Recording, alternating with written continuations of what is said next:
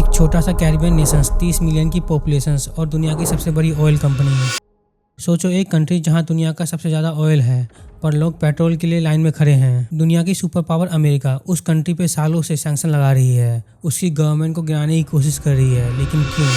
ये कहानी सिर्फ ऑयल डेमोक्रेसी या डिक्टेटरशिप की नहीं है, ये कहानी है पावर की, ऑयल की और ग्लोबल कंट्रोल की, और एक ऐसे गेम की जो सेंचुरी से चला आ रहा है। आज हम बात करेंगे वेनेजुला की, एक ऐसे देश की जिसपे अमेरिका कंट्रोल करना चाहता है at any cost. Venezuela America से 4 घंटे की फ्लाइट दूर है, कैरिबियन के बीच बैठा एक जियोपॉलिटिकल टाइम बॉम्ब। और जब चाइना और रशिया इस गेम में घुस जाते हैं तो ये सिर्फ लैटिन अमेरिका का इशू नहीं रहता। लेकिन क्यों? ये सिंपल नहीं है, ये बहुत कॉम्प्लेक्स है। इस वीडियो में हम ब्रेक डाउन करेंगे अमेरिका वेनेजुला के पीछे क्यों पड़ा है, और अगर यूएस जीता या हारा तो दुनिया का पावर बैलेंस कैसे बदलेगा।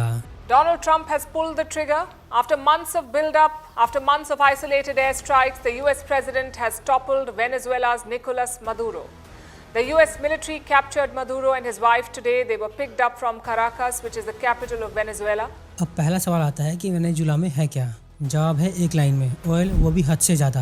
ये नंबर याद रखो, 303 बिलियन बैरल्स। हाँ, 303 billion barrels proven oil reserve. ये दुनिया के टोटल ऑयल सप्लाई का 17% है। और ऑयल की बात हो और सऊदी अरेबिया का नाम ना है, ऐसा हो ही नहीं सकता। उसके पास 267 बिलियन बैरल्स है और वेनेजुला उससे भी आगे। मतलब ऑयल का किंग माना जाने वाला देश यहाँ पे सेकंड नंबर पे आ जाता है। कॉन्टेक्स्ट और भी क्लियर करते हैं, अमेरिका के पास सिर्फ 40 बिलियन बैरल्स है, मतलब वेनेजुला के पास अमेरिका से 7 से 8 गुना ज्यादा ऑयल है। अब तुम सोच रहे हो बस गेम ओवर, वेनेजुला तो सुपर पावर हुआ, पर यहाँ ट्विस्ट है, ये सिंपल ऑयल नहीं है। वेनेजुला का तेल आता है ओरिनोको बेल्ट से, और ये है extra heavy crude, viscosity 9 degree API, मतलब बहुत थिक, बहुत हेवी। इसको प्रोसेस करने के लिए स्पेशलाइज्ड रिफाइनरीज चाहिए, एक्सपेंसिव टेक्नोलॉजी चाहिए और बहुत सारा पैसा चाहिए। और जब ग्लोबल ऑयल प्राइस 60 से $70 नीचे जाता है तो ये प्रॉफिट बिल्कुल नहीं देता, नुकसान होने लगता है। इसलिए आज वेनेजुला सिर्फ 9 से 11 lakh barrels per day produce करता है। फ्लैशबैक में जाओ तो साल 2000 में प्रोडक्शन था 30 lakh barrels per day, triple था अभी के कंपेयर। पर समझो जियोपॉलिटिक्स को 17% of global proven reserve control करने का मतलब है इंटरनेशनल ऑयल मार्केट को इन्फ्लुएंस करना, प्राइस को लेवरेज करना,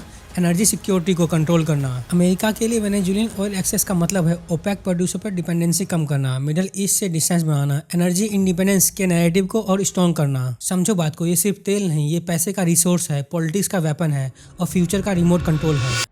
यानी ये सिर्फ ऑयल नहीं, ये इकोनॉमिक पावर है। पर फिर भी इतना सब होने के बाद वेनेजुला आज भी क्राइसिस में क्यों है? बस यहीं से असली कहानी शुरू होती है। पावर मिल जाए और चलानी ना आए तो यही होता है। अब जियोग्राफी देखो, वेनेजुला बैठा है साउथ अमेरिका के नॉर्थर्न टिप पर। अमेरिका से कितनी दूर? लगभग 1700 किलोमीटर। मिलिट्री प्लानर्स के लिए कंफर्ट जोन, मिसाइल्स रेंज में कम्प्लीटली। वेनेजुला से पनामा कैनल की दूरी सिर्फ 500 से 600 किलोमीटर है। अब बात करते हैं पनामा कैनल्स क्या है। वो 82 किलोमीटर का आर्टिफिशियल वाटरवे है जो अंटार्कटिक और पैसिफिक ओशियन को कनेक्ट करता है। सिंपल शब्दों में दुनिया के समुद्रों का शॉर्टकट है। अब इसका इंपॉर्टेंस समझते हैं। 6% ऑफ ग्लोबल मरीन ट्रेड्स यहाँ से गुजरती है। लगभग $200 बिलियन का annually revenue. Chinese international trade का 40% इंडियन ओशियंस और रिलेटेड चौक पॉइंट से गुजरता है। कैरिबियन के एक्सेस रूट्स स्ट्रेटेजिकली काफी इंपॉर्टेंट है। अमेरिका के लिए कैरिबियन कंट्रोल का मतलब है सिर्फ शिप नहीं, पावर प्रोजेक्शन, शिपिंग रूट्स पे नजर, और एक और चीज, हेमिस्फेरिक डोमिनेंस। पुएर्तो रिको देखो, वेनेजुला से सिर्फ 300 किलोमीटर दूर। और पुएर्तो रिको है क्या? यूएस का मिलिट्री हब, वॉरशिप के पोर्ट्स, रीसप्लाई का पॉइंट और ऑपरेशनल एयर बसेस। लेकिन इसका फायदा है क्या? अमेरिका फोर्स भेज सकता है, वो भी बहुत फास्ट, बिना वेनेजुला में बेस बनाए। अब जरा हिस्ट्री याद करो। मोनरियो डॉक्ट्रिन 1823, अमेरिका ने डिक्लेयर किया लैटिन अमेरिका हमारा बैकयार्ड है, एक्सटर्नल पावर्स यहाँ से दूर रहे। वेनेजुला की 30 मिलियन पॉपुलेशन है, लोकेशन जो कैरिबियन का गेट है, और ऊपर से दुनिया का सबसे ज्यादा ऑयल। ये कॉम्बिनेशन वॉशिंगटन के लिए इग्नोर करना पॉसिबल ही नहीं है। इसलिए जब वेनेजुला राइवल पावर की तरफ झुकता है तो अलार्म बजता है। ये कोई नई कहानी नहीं है, पैटर्न्स पहले भी दिख चुके हैं। ग्वाटेमाला 1954, चिले 1973, Panama 1989, same script different decades. अब अगला सवाल ये है कि वेनेजुला के साथ कौन सा चैप्टर लिखा जा रहा है और कौन कौन से प्लेयर्स बोर्ड पे हैं। असली जियोपॉलिटिक्स तो अब शुरू हुई है। अब रियल गेम समझो, यहाँ पे सिर्फ ऑयल नहीं है, यहाँ पे सुपर पावर का चेस बोर्ड है। अब चाइना का इन्वॉल्वमेंट समझते हैं। 2007 से 2025 तक चाइना ने वेनेजुला में इन्वेस्ट किया $105.6 billion. Development loans, oil back financing joint venture के रूप में। पर यहाँ ट्विस्ट है, इसका स्ट्रक्चर था लोन फॉर ऑयल। मतलब क्या? चाइना डेवलपमेंट बैंक्स ने बिलियंस दिए, रिटर्न में वेनेजुला ने बोला तेल ले लो, वो भी फिक्स प्राइस पे सालों तक। रिजल्ट क्या हुआ? वेनेजुला धीरे धीरे चाइना पे डिपेंड हो गया पूरी तरह से। नवंबर 2025 तक हाल ये है कि वेनेजुला 85% क्रूड ऑयल एक्सपोर्ट करता है सीधा चाइना को, लगभग 7.5 लाख बैरल्स पर डे। और ग्राउंड पे कौन है? CNPC और सिनोपैक और इनको बेल्ट के जॉइंट वेंचर में इनका ऑपरेशनल कंट्रोल है। अब सवाल ये उठता है कि चाइना को ये हेवी क्रूड ऑयल चाहिए क्यों? इसके 3 रीजन है। पहला, एयरक्राफ्ट कैरियर को चलाने के लिए। दूसरा, रोड ब्रिज सिटीज के लिए। चाइना खुद को मानता है इंफ्रास्ट्रक्चर सुपर पावर उसको मेंटेन करने के लिए। तीसरा, एनर्जी डाइवर्सिफिकेशन। चाइना सिर्फ मिडल ईस्ट पे डिपेंड नहीं रहना चाहता और यहीं पे एंट्री होती है रसिया की।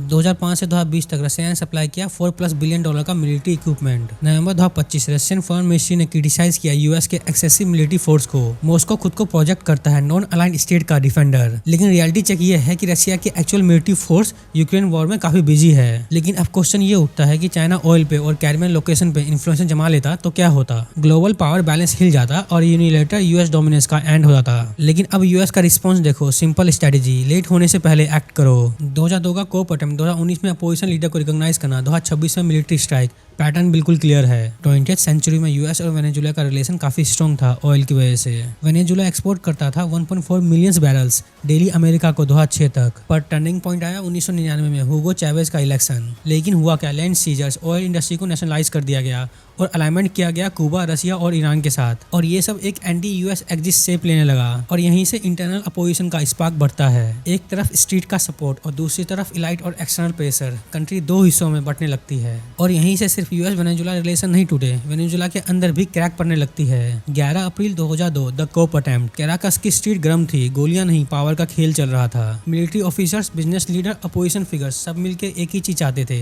हुगो चैवेज को हटाना। और कुछ घंटों के लिए ये प्लान काम भी कर गया। चैवेज को डिटेन कर लिया गया और टीवी पे बोला गया प्रेसिडेंट रिजाइन कर चुका है। लेकिन यहाँ पे एक ट्विस्ट आता है, यहाँ सिर्फ इंटरनल कोप नहीं थे। 2002 में द गार्डियन की इन्वेस्टिगेशन ने एक अनकंफर्टेबल पिक्चर दिखाई। रिपोर्ट के मुताबिक बुश एडमिनिस्ट्रेशन के टॉप ऑफिशियल्स कोप लीडर के साथ मीटिंग कर रहे थे। कहाँ पे? व्हाइट हाउस के अंदर। और डिस्कस क्या हुआ? टाइम स्ट्रेटेजी और पोस्ट कोप सिनेरियो। बुश एडमिनिस्ट्रेशन ने कोप को पब्लिसिटी अपोज नहीं किया। सिग्नल क्लियर था, सैंक्शन अप्रूव्ड और एक्सपेक्टेशन सक्सेस। पर फिर स्टोरी पलट जाती है। कैराकस के स्लम से लोग निकल आते हैं, आर्मी का एक हिस्सा साइड बदल लेता है। 48 घंटे के अंदर चैवेज वापस अपने प्लेस पे। कोप फेल हो चुकी थी पर डैमेज हो चुका था। चैवेज को एक चीज समझ में आ गई, ये सिर्फ अपोजिशन नहीं है, ये एक इंटरनेशनल गेम है। और वॉशिंगटन को भी मैसेज मिल गया, ये आदमी इजिली नहीं जाएगा।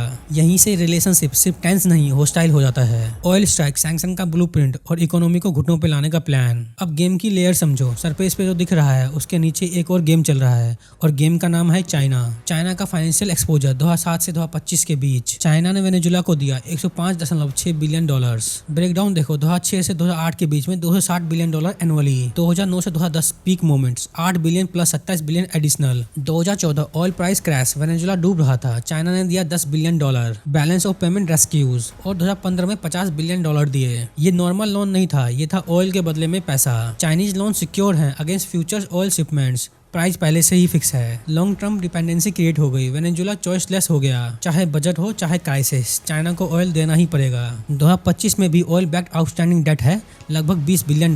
पर फिर रियलिटी हिट करती है। चाइना ने 2020 के बाद नया लोन देना ही बंद कर दिया। रीजन था रीपेमेंट रिस्की हो गया। फिर यूएस सैंक्शंस और ऑयल टैंकर की ब्लॉक की वजह से चाइना के लिए क्रूड ऑयल कलेक्ट करना ही मुश्किल हो गया। और वहीं पे रसिया का गेम चाइना से बिल्कुल अलग था। रसिया का इंटरेस्ट ये नहीं है कि वेनेजुला के लिए वॉर लड़े, रसिया का इंटरेस्ट ये है कि वेनेजुला को इंटरनेशनलाइज करो। यूएस प्रेशर को बायलैटरल इशू से जियोपॉलिटिकल कंपटीशन बनाओ। इससे क्या होता? यूएस के इंटरवेंशन का कॉस्ट बढ़ता, वॉशिंगटन का लेवरेज डाइल्यूट हो जाता और रसिया का कॉस्ट बहुत कम। नो ट्रूप्स नो वॉर, सिर्फ स्टेटमेंट, मीटिंग्स और symbolic fights. Low cost positioning और हाई इंपैक्ट मैसेजिंग, ये रसिया का स्टाइल है। और यहीं वेनेजुला फंस जाता, चाइना पैसा रोक देता और रसिया सिग्नल देता पर सील्ड नहीं। तो फाइनल सवाल ये है कि क्या यूएस का इंटरेस्ट डेमोक्रेसी के लिए है या पावर, ऑयल और इन्फ्लुएंस के लिए? आप सभी लोग कमेंट बॉक्स में जरूर बताओ। ये फंडामेंटली कंट्री इंटरेस्ट की कहानी है, मॉरल प्रिंसिपल की नहीं। यूएस चाहता है कि दुनिया का 17% ऑयल रिजर्व को कंट्रोल करे और अपने डॉलर सिस्टम को सेफ रखना चाहता है। और चाइना और रशिया की इकोनॉमिक एंट्री को रोकना चाहता है। डेमोक्रेसी और ह्यूमन राइट्स रियल कंसर्न नहीं है पर सेकेंडरी है। और सच बोलूं तो यूएस मरूदों को अरेस्ट नहीं करता। अगर वो वॉशिंगटन के साथ अलाई होता, चाइना और रशिया को दूर रखता और डॉलर बेस्ड ऑयल को सेल करता और यूएस ऑयल कंपनीज को एक्सेस देता तो उसे टॉलरेट किया जा सकता था। और यही होता है ग्रेट पावर जियोपॉलिटिक्स में, इंटरेस्ट पहले वैल्यू बाद में, और पावर अपनी ही लैंग्वेज में बात करती है। आप सभी लोगों को ये वीडियो कैसी लगी प्लीज़ कमेंट सेक्शन में जरूर बताओ। Thank you for watching.